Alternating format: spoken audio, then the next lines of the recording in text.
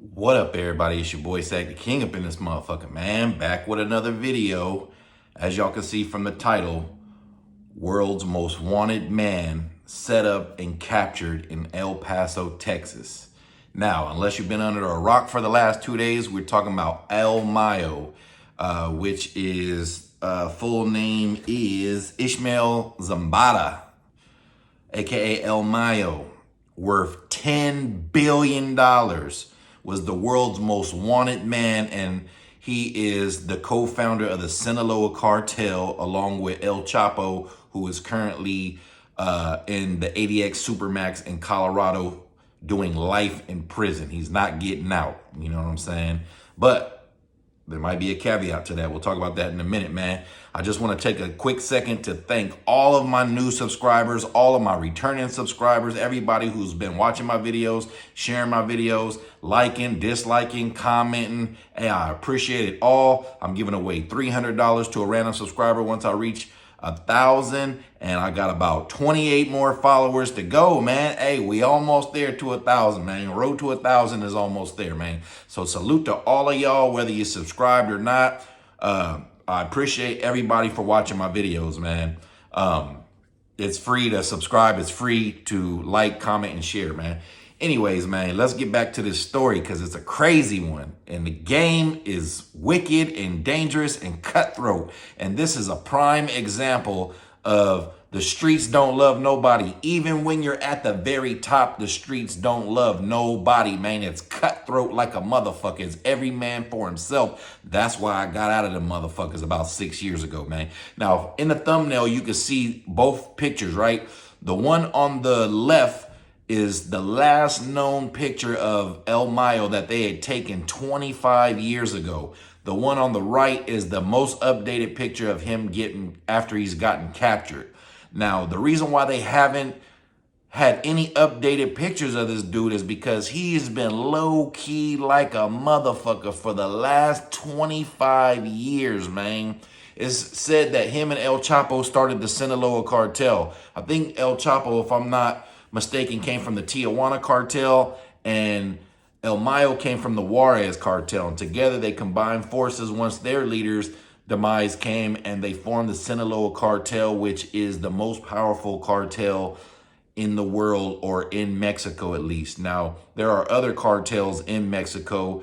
You got the Jalisco New Generation. We'll get to that in a second. You had the Zetas, which were the paramilitary wing of the military for Mexico, who branched off and decided to start their own cartel, and they were brutal. I'm not sure if they're still around. I'm sure there's still factions of them. You had, I'm not sure if the Tijuana cartel is still around, also known as the Arellano Felix cartel.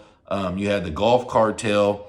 I'm not sure, I'm not a cartel expert, but I do have very basic knowledge of cartels. Just based on interviews and, things that I've seen over the years, just like anybody else who's kept up with some of these stories, man. Now, again, El Chapo was caught a few years ago after the second escape attempt. He was put in the ADX Supermax. So that's one part of the Sinaloa cartel gone. They say El Chapo was the flashy one, man, and El Mayo was the quiet one, kind of like BMF, You had Meech and Terry. Meech was the flashy one. Terry was the low-key one, but untimely, Terry was the one that got them caught up because he was on the phone too much, and Meech was never on the phone, you know what I mean?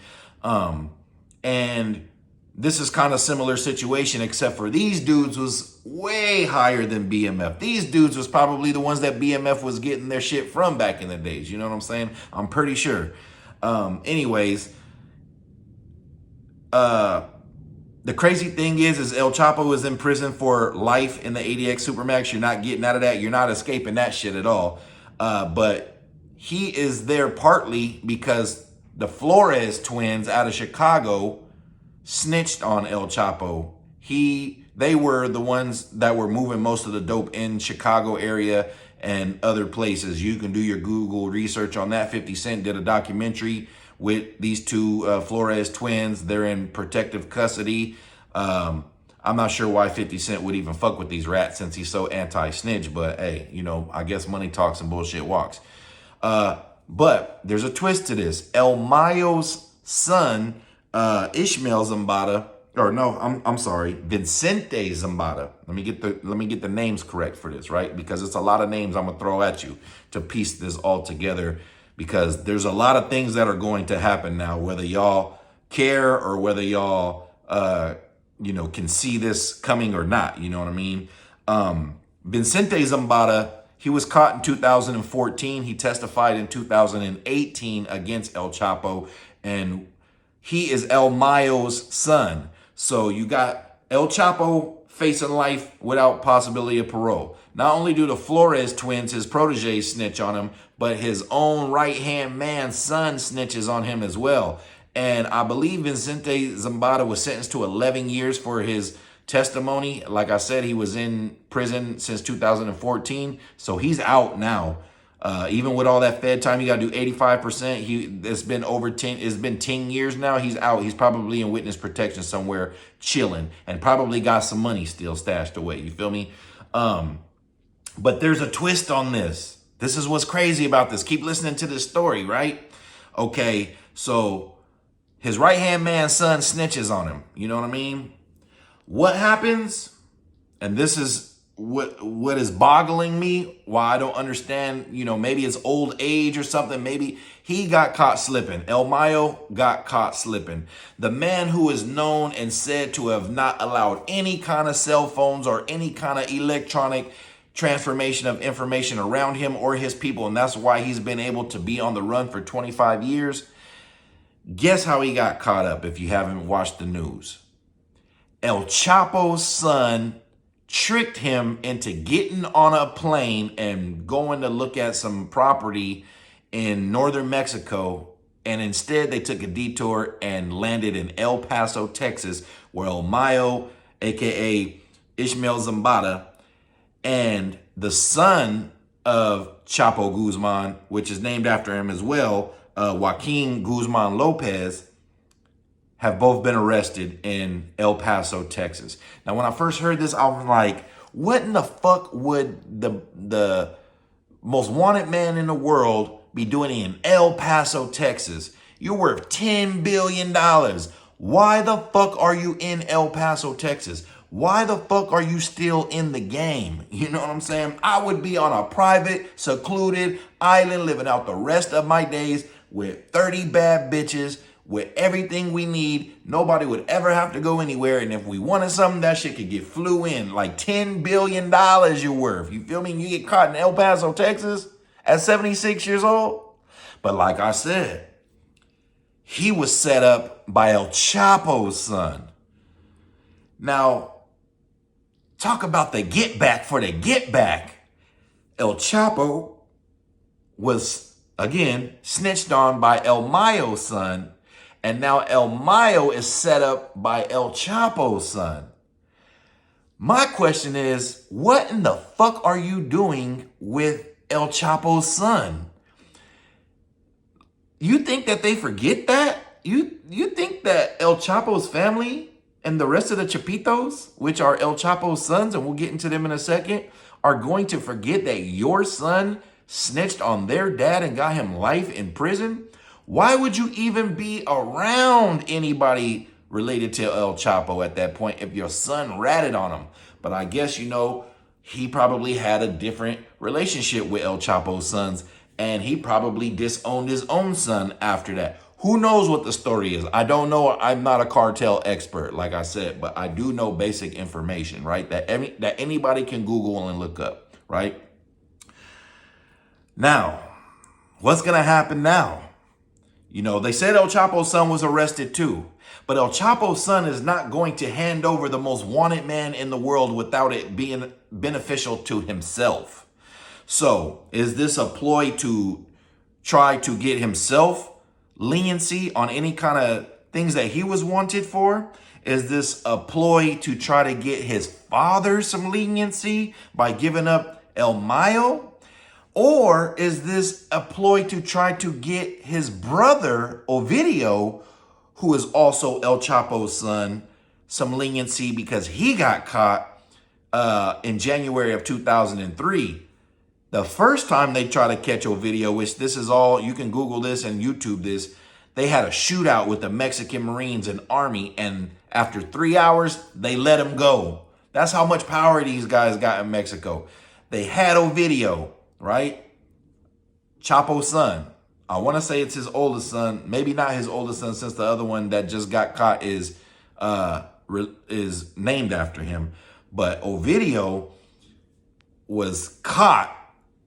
He made a few calls and all war broke out. And within a matter of 3 hours, the cartel and the Marines had made a deal to let him go. So he got let go. All right. That was a few years ago. Then in January, like I said, they said, you know what, whatever. We're gonna get this guy. So they got him. They finally got him. He's been in custody since January of 2023. So then you got the Chapitos, which is Ovidio, Chapo's son, Joaquin Guzman Lopez, which is the one who set up El Mayo. You got Ivan Guzman Salazar and Jesus Alfredo Guzman Salazar. Those two have not been caught or apprehended, but they're part of the Chapitos, and you gotta think that, hey, money's still getting made, money's still getting moved. You know what I'm saying? So those two are out. Joaquin and Ovidio are locked up. El Mayo's locked up. Chapo's locked up, right? So what happens now? The crazy thing is, you know, yes, El Chapo's son got to get back for his dad because El Mayo's son snitched on him. But what's going to happen now? Because you still got two Chapitos out there. You got Ivan and Jesus out there, right? But El Mayo still has more sons as well that haven't been caught and definitely in the game as well. Ishmael Zambada Imperial, Seferin Zambada Ortiz, and Antonio Zambada are three of El Mayo's sons. Now, I don't think they're going to take too kindly for El Chapo's son snitching on their dad and tricking him into being apprehended in El Paso, Texas. So now that creates probably a war within the Chapitos and the remaining El Mayo sons, right?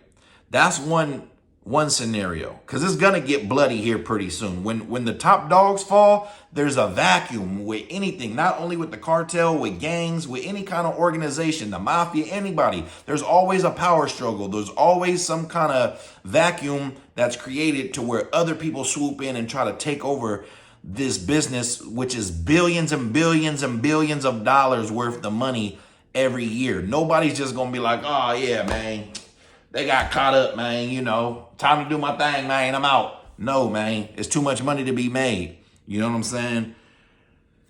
So that's something that we could be looking out for, as a conflict between them two. Then you got the most quote unquote ruthless cartel in Mexico right now, and the most fastest rising cartel, which is the CJNG, Jalisco. I forget what the C stands for, but the Jalisco New Generation. These guys got all kind of upgraded technology. I'm talking about weapon-wise, vehicle-wise. These dudes are ruthless from what I've seen, and their leader is El Mencho, and he's also a wanted person. Now, you got to believe that they're looking at this, rubbing their palms like Birdman, like, yeah, we need to swoop in on some of this. There's a weakness now created, and these two are going to go at each other. We can sit back and let them go at each other and then clean up the mess, or we can just put on an all attack on both of them and try to take over their routes. Because like I said, man, this is billions of dollar business, man. You know what I'm saying? It's gonna get ugly in Mexico. They just elected a female president. You know, anytime stuff like this happens, I'm always thinking to myself, who didn't pay Uncle Sam? Who didn't pay Uncle Sam? If y'all think that America isn't involved in this billion-dollar operation, billions of dollars operation, you're tripping.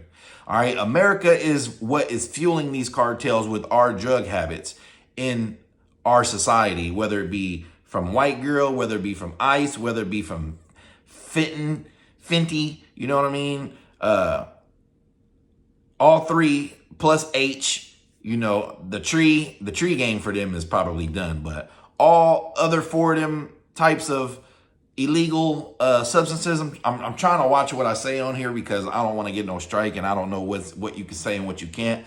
But yeah, ain't nobody stopping no money. And Americans, politicians, CIA, FBI, they'll all turn a blind eye to some bread, man. You know, money over bullshit. You know, money organized business, man. It's all mob at the end of the day. You know what I'm saying? So when stuff like this happens, I'm like, who didn't pay Uncle Sam? You know, or who wants to cut a deal with Uncle Sam? You know what I'm saying? And it just goes back, if you've been listening to everything I said in these last 15 minutes, man, the game is treacherous, man. The game is treacherous. Trust nobody. You cannot trust nobody. He thought he was chilling with his boy, his right-hand man's son, just to find out he's the one that set him up for his own personal reasons and probably for the benefit of himself and his brother and his dad who are already locked up, man. The game gets thick, man. Like Mac Dre said, man.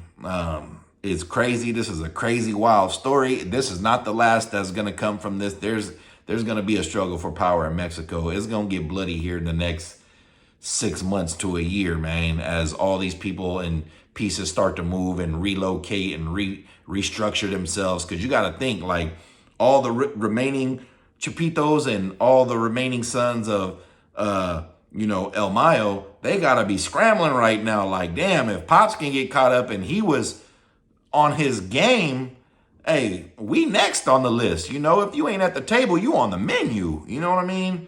So, yeah, man, like I said, the world's most wanted man, El Mayo Zambada, was set up and captured in El Paso, Texas. And again, if I'm worth $10 billion and I'm 76, I'd have been past the rock. I'd have been past the baton. I'd be somewhere living my best life under a different name with a different passport in Bali somewhere that doesn't have an extradition law with America. Like Russell Simmons is over there chilling, you know, because if his ass comes back, he's going to be one of these niggas like R. Kelly and Diddy getting put in jail. You know what I mean? It's just like, man, $10 billion and you can't even spend it. Just like El Chapo. I think I posted something like years ago that said El Chapo makes like $2,500 per second. You know what I mean? While in prison. Think about that. $2,500 per second. Think about how much money he's made in the 18 minutes that this video is going. That's crazy. Somebody do the math because I can't.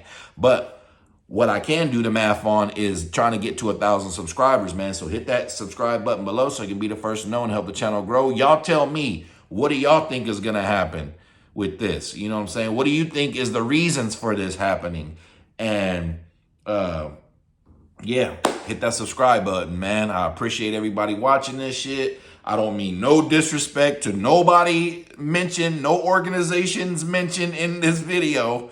You feel me? Because y'all got long reach and long arms. You know what I mean? Like Mr. Fantastic. No, hey, asterisk for strictly for entertainment purposes only, man. I fucks with all of y'all. You know what I'm saying?